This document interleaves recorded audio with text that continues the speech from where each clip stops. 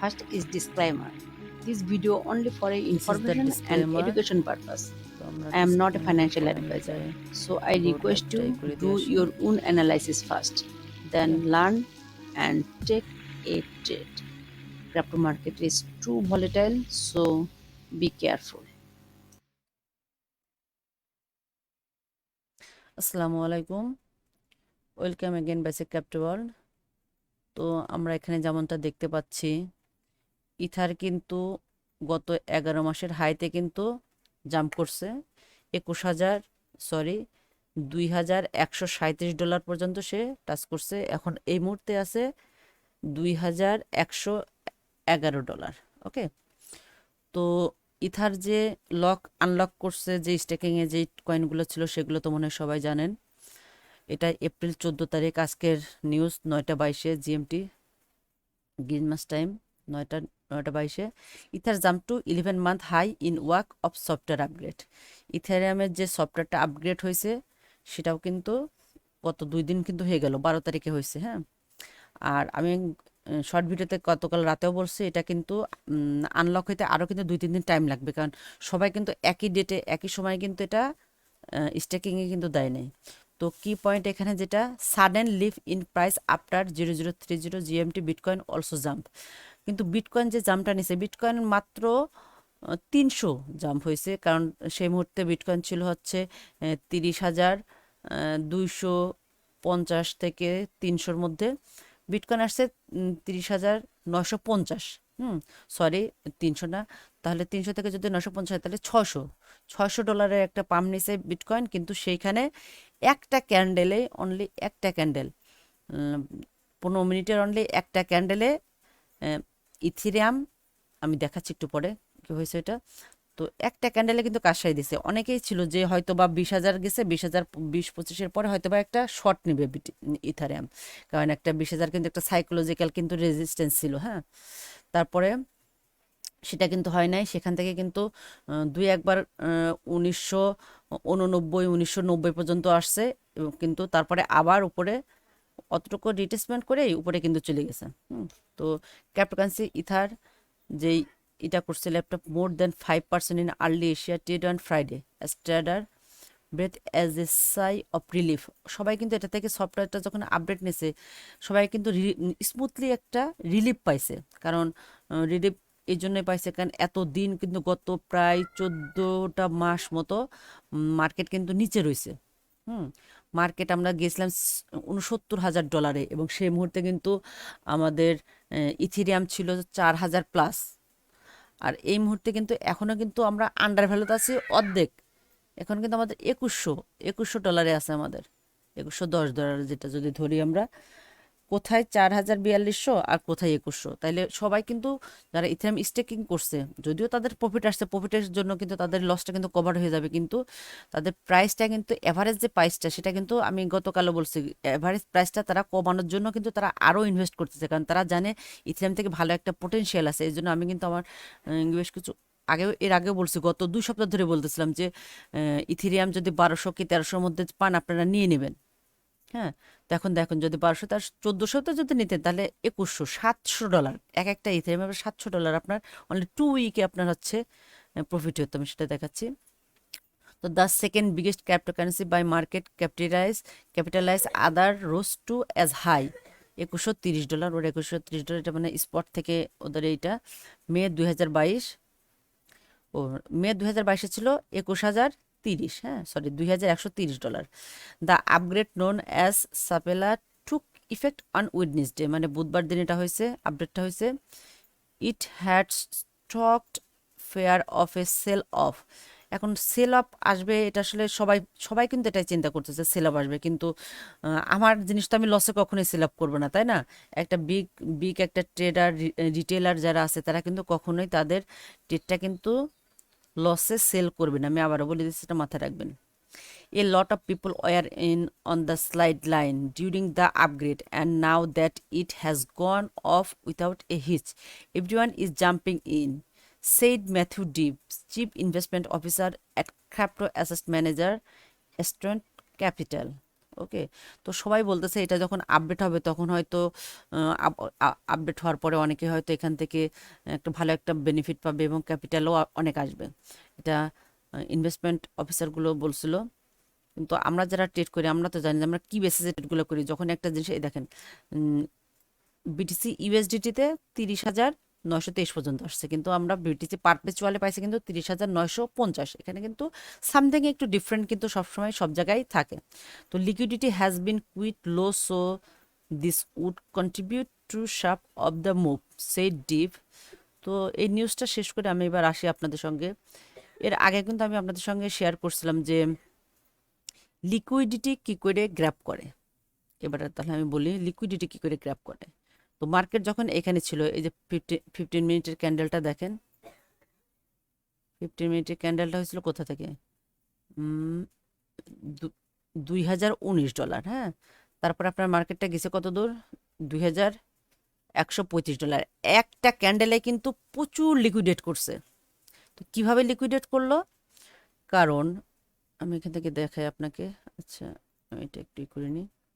আমার ফেভারিট ইকোটা কই গেল, কই গেল, আচ্ছা থাক, ফেভারিটগুলো যেখানেই থাক, যাক আমরা এখান থেকে নতুন করে নিই। হ্যাঁ, তো হরিজন্টাল লাইনটা আমি নিলাম।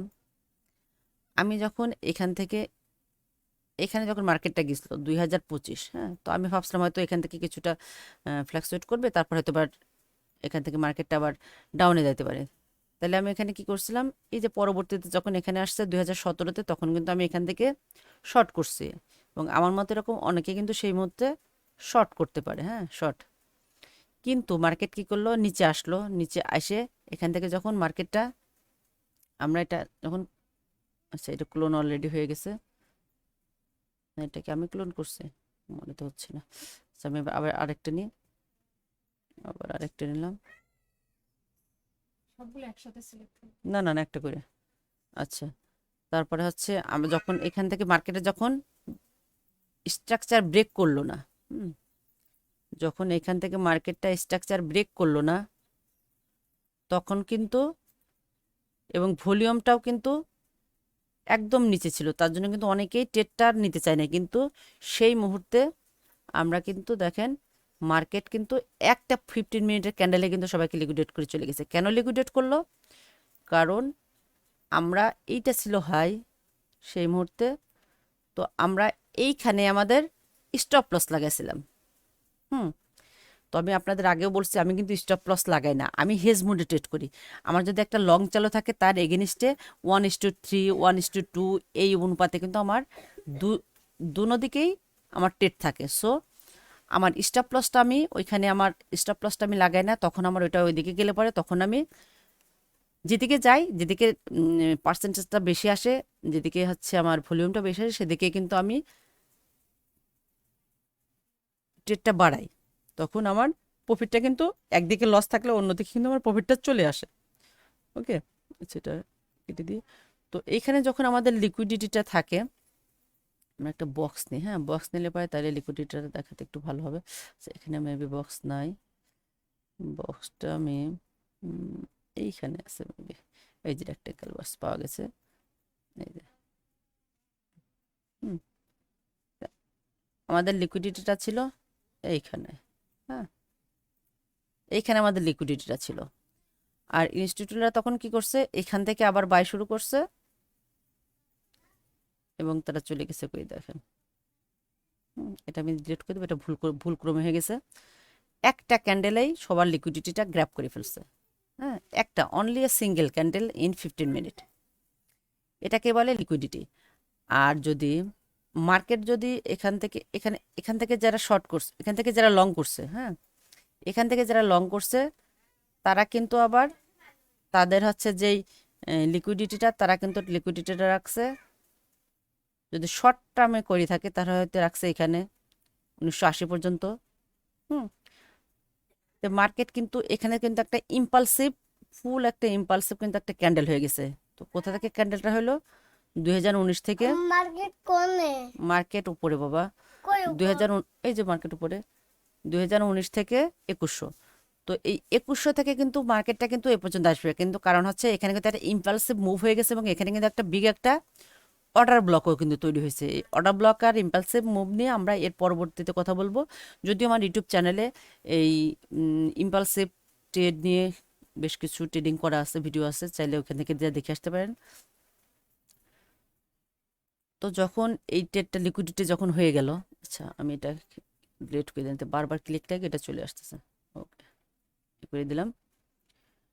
তো মার্কেট এইভাবে কিন্তু উপর নিচে যায়, কারণ সবাই যখন দেখছে যে এখানে বেশিরভাগ লোকই কিন্তু শর্ট করছে, তাহলে উপরে যদি ওদের স্টপ লসটা থাকে তাহলে ওদের স্টপ লসটাও হান্ট হয়ে গেল, লিকুইডিটিটা গ্রাফ হয়ে গেল এবং উপরে মার্কেটে চলে গেল। তো আমি কিন্তু আগে যেটা বলছিলাম যে ওদের কিন্তু যারা রিটেলার যারা এতদিন স্টেকিং করে রাখছে ওদের কিন্তু প্রাইসটা কিন্তু বাড়াতে হবে, তাই ওরা কিন্তু একের পর এক মার্কেটে আরও বেশি বেশি করে ক্রয় করতেছে ইথেরিয়াম। এই জন্য কিন্তু ইথেরিয়াম মার্কেট কিন্তু এত বেশি, কিন্তু সেখানে সেই তুলনায় দেখেন আমরা বিটকয়েন মার্কেটটা আসি। তো বিটকয়েন মার্কেটটা আপনার কি দেখতেছে দেখেন, বিটকয়েন মার্কেটটা কিন্তু সেই তুলনায় কিন্তু ই করে নেয়। আমাদের যেই ইটা ছিল যে 30,700 থেকে 30,300 বা 30,400, এইটার মধ্যে কিন্তু আমাদের একটা সাপোর্ট কিংবা এটার উপরে কিন্তু উইকলিতে একটা সাপোর্ট, ভালো একটা সাপোর্ট এবং ভলিউমের সহিত, হুম, কিন্তু সেরকম একটা ভলিউমের সহিত কিন্তু সাপোর্ট কিন্তু আমরা দেখিনি। যেখানে ইথিরিয়ামে $100 বাড়ছে সেইখানে দেখেন এইখানে আমার বিটকয়েনে বাড়ছিল সেই মুহূর্তে 387 থেকে কত 30,800, তাইলে 450 প্লাস। তো যেখানে ইথিরিয়ামে 137 একটা ক্যান্ডেল আসলো, সেখানে বিটকয়েনে আসছে মাত্র 450। মানে যদি আমরা ক্যাপিটাল ওয়াইজ চিন্তা করি, ইথিরিয়াম কিন্তু খুব বেশি কিন্তু আমাদের প্রফিট দিচ্ছে। তাইলে দেখেন ইথিরিয়ামের পার্সেন্টেজটা কত, যদিও বাইন্যান্স আজকে দেখাচ্ছে ইথিরিয়ামের মানে গ্রোথ হচ্ছে 10%। তো আমরা টোটাল মার্কেট ক্যাপে যাই, মার্কেট দেখি যে মার্কেট যে আসলে বিটকয়েন মার্কেটটা যে খুব বেশি বাড়তেছে না, ওইখানে এসে হয়েছে কেন। আমাদের টোটাল মার্কেট ক্যাপটা কত আছে এখন, তো দেখেন টোটাল মার্কেট ক্যাপটা আছে 1.28 ট্রিলিয়ন, যেখানে আমার আগে থেকে বলা ছিল যে ওয়ান ট্রিলিয়নের উপরে আসার পরপরই হয়তো আমরা ভালো একটা মুভ দেখতে পাবো এবং একটা বুলিশ মুডনেস আসবে। এবং আমাদের গতকালকে থেকে আজকে প্রায় মানে সকাল থেকে 2 ঘন্টার মধ্যে প্রায় 4% কিন্তু মার্কেটে ক্যাপিটাল আসছে। এবং অনেকে হয়তো কালকে দেখলাম যে পিটার হচ্ছে বলতেছে তার টুইটারে যে হচ্ছে বিটকয়েন এখনো বাবেল, হ্যাঁ, কিন্তু যদি সেটাই হইতো তাহলে কিন্তু আমেরিকান ব্যাংকগুলো বড় বড় ব্যাংক কোলাপস হইতো না, আর তারা তাদের সেই ক্যাপিটালগুলো নিয়ে এসে বিটকয়েনে কিন্তু রাখতো না, কারণ ব্যাংকগুলোতে টাকা রাখতে যে ওদের যে পরিমাণে প্রফিট দেয় তার থেকে কিন্তু বিটকয়েন কিন্তু অনেক বেশি প্রফিট দিচ্ছে। হ্যাঁ, যেমন দেখেন একদিনের মধ্যে 4%। এই যে ইথিরিয়ামটা দেখেন গতকালকে গতকালকে থেকে গত 7 দিনে 12% দিছে, আর গত 24 ঘন্টায় দিছে 10.50%। তাহলে একদিনে যদি আপনি 10% যদি প্রফিট পান, তাহলে আপনি কেন আপনি হচ্ছে মাসের পর মাস বছর পর বছর হচ্ছে ব্যাংকে টাকা ফেলায় রাখবেন, কেউ কিন্তু সেটা রাখতে চাবে না। ওকে, এই জন্য কিন্তু ইথিরিয়ামে সবাই গত 2 বছর যাবত স্টেকিং করে রাখছিল, 2021 সাল থেকে 2023-এর এপ্রিলে সেটা আনলক হইলো এবং তারা সবাই ইনশাল্লাহ খুব জলদি প্রফিটটা বুক করবে। এবং ওদের বুকিংয়ের জন্য কিন্তু ওরা নিজেরাই কিন্তু আরও বাই করে করে মার্কেটটা কিন্তু বাড়াচ্ছে। ওকে, তো আমরা দেখি এরপর নিউ কয়েনগুলোতে আসি। নিউ কয়েনে যাওয়ার আমার কোনো ইচ্ছা নাই এই মুহূর্তে, কারণ নিউ কয়েনে যে এআরবি কয়েনটা কিন্তু খুব ভালো প্রফিট দিচ্ছে। প্রথম দিন যেদিন থেকে এআরবি কয়েনটা আসছিল আমি কিন্তু ট্রেড করছিলাম, আপনাদেরকে বলছিলাম কি ধরনেরই হয়। আজকে কিন্তু এআরবি কয়েন 27% প্রফিট দিচ্ছে, এই দেখেন 27%। 1.19-এ ছিল মনে হয়, এখন আছে 1.55, এরকম একটা কিছু হবে। দেখি এখান থেকে এআরবি কয়েনটা এখানে আছে, হ্যাঁ 1.54, হ্যাঁ 12% প্রফিট দিচ্ছে এআরবি। তো আমি কথাটা আবারও বলতেছি, উইকলিতে যতক্ষণ পর্যন্ত আমরা এই যে আমাদের দুইটা ক্যান্ডেল আমাদের রো আছে, এই রোর উপরে যদি উইকলিতে আমরা মার্কেট ক্লোজ না করি এবং 2 থেকে 3টা উইক, এবং সেটা অবশ্যই হবে ভালো একটা আচ্ছা এখানে আমার অ্যালার্টটা বারবার হয়ে যাচ্ছে, হ্যাঁ রিসেট চার্ট ভিউ উইকলিতে ওয়াও, এই মার্কেট তো এখানে একেবারে যাচ্ছে তাই অবস্থা হয়ে গেছে। আচ্ছা আমি এটা একটু ঢেকে দিই। ওকে, ঢেকে দিছি। এবার দেখেন এখানে কিন্তু অবশ্যই আমাদের 1 থেকে 2টা উইক, কারণ এটা দেখেন এখানে রেজিস্ট্যান্সটা কিন্তু এখানে যে ব্রেক করছিল মার্কেটটা, অনেকবার ট্রাই করার পর কিন্তু ব্রেক করছিল। হ্যাঁ, এই দেখেন 9টা উইক রেড ক্যান্ডেল দেওয়ার পর তারপরে কিন্তু এখান থেকে মার্কেটটা কিন্তু ব্রেক করছিল। হ্যাঁ, এখানে কিন্তু আমাদের এরকম যখন আমরা এবার উপরে এটা রেজিস্ট্যান্স ব্রেক করে উপরে উঠবো তখন কিন্তু বুল রানের জন্য, তখন কিন্তু এখানে 3-4টা, অবশ্যই 3-4টা উইকে আমাদের একটা ভালো একটা ভলিউমের সাথে একটা দেখা লাগবে উইকে। কিন্তু দেখেন সেই তুলনায় কিন্তু এখানে কিন্তু ভলিউম নাই, ভলিউম উইকলিতে ভলিউম নাই। এই দেখেন আগের একটা এই যে ফার্স্টে যে যখন এখান থেকে আমরা 20,000 থেকে যে আহ, এই 28,000 পর্যন্ত আসেই করলাম, 20 থেকে 28,000 আসার সময় কিন্তু ভলিউম কিন্তু অনেক বেশি ছিল। আমি এখানে দেখি ভলিউমটা কত ছিল তখন। এই যে মার্কেটটা এখানে নিলাম 7.78 মিলিয়ন, সেই তুলনায় এই উইকের দেখেন অনলি 2.33 মিলিয়ন। তাহলে আপনার কি মনে হয় ভলিউমকে সাপোর্ট করতেছে প্রাইসের সঙ্গে? মোটেও না। যদি ভলিউম যদি প্রাইসের সাথে সাপোর্ট করতো তাহলে কিন্তু এতক্ষণে মার্কেট কিন্তু 32,000 পার হয়ে যাইতো।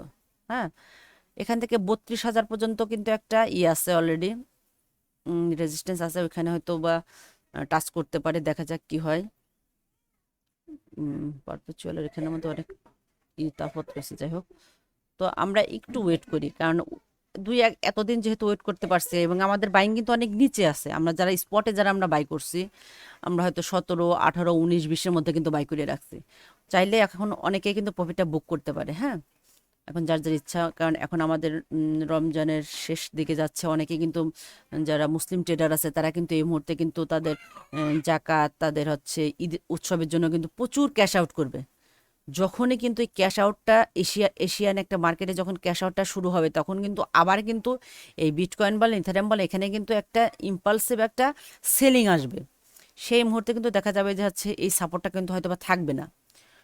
তো রিটেল বায়াররা হয়তো বা এদিকে হচ্ছে ধ্যান দেবে, তারা হয়তো বা সে তখন আরও বেশি বাইং করবে। যেমন মাইকেল সেলার কিন্তু একের পর এক কিন্তু কিনেই যাচ্ছে এবং সে তার যে কি পরিমাণ প্রফিট হচ্ছে, তার কিন্তু এখানে অ্যাভারেজ বাইং আছে তার 25 থেকে 26 হাজারের মধ্যে পার বিটকয়েন। তার কাছে প্রায় 1 লাখেরও উপরে বিটকয়েন আছে। তো আপনারাও আপনাদের মতো করে এভাবে ট্রেড করবেন, মার্কেটটা যাচাই করে। অবশ্যই বুলিশ মার্কেটে কিন্তু আমরা তখনই যাবো, আবারও বলতেছি বিটকয়েন বুলিশ মার্কেটে কিন্তু আমরা তখনই যাব যখন এই 30,000-এর উপরে আমাদের 2 থেকে 3টা উইকলিতে আমরা ক্লোজ করব মার্কেট। হ্যাঁ, আর ইথিরাম তো অলরেডি আমাদের ভালো একটা প্রফিট দিয়ে দিছে এবং আরও প্রফিট ইনশাল্লাহ ভবিষ্যতে দিবে। তো তার মানে যে এখানে রিটেস্ট আসবে না সেটা কিন্তু না। ওকে, তো অবশ্যই খেয়াল রাখবেন যে 27,000, এটা কত ছিল আমাদের 100, তো 27,000, যদি 27,000 যদি উইকলিতে কিংবা আপনার 4 আওয়ারেও যদি 27,000, 27,000-এর নিচে